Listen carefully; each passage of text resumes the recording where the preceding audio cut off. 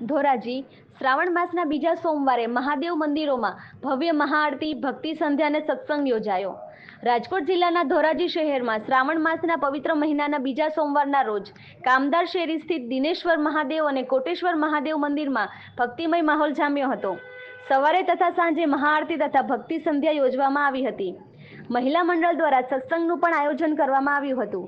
મહાદેવ શિવાલયમાં અવનવો શૃંગાર કરવામાં આવ્યો હતો અને મહાઆરતી બાદ પ્રસાદીનું વિતરણ કરવામાં આવ્યું હતું। ધોરાજી તેમજ આજુબાજુના ગામડાઓમાંથી ભક્તજનોની ભીડ ઉમટી પડી હતી। હર હર મહાદેવના નારા સાથે આખો વિસ્તાર ગુંજી ઉઠ્યો હતો। રિપોર્ટર રાજુભાઈ બગડાની સાથે નરેશ પટણી, ડીજી ન્યૂઝ, ધોરાજી। મહાદેવ પવિત્ર શ્રાવણ માસ અને સનાતનીઓ માટે આ ભગવાનની ભક્તિમાં રંગાવાનો મહિનો છે।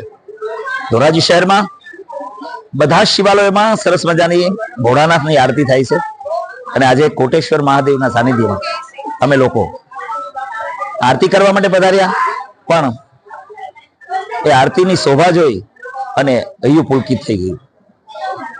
જેટલા ભક્તજનો પધાર્યા છે, હર હર મહાદેવનો નાદ બધાએ કર્યો છે। બધા માટે પ્રસાદની વ્યવસ્થા અને બધા માટે ફરાળની વ્યવસ્થા કરવામાં આવી છે।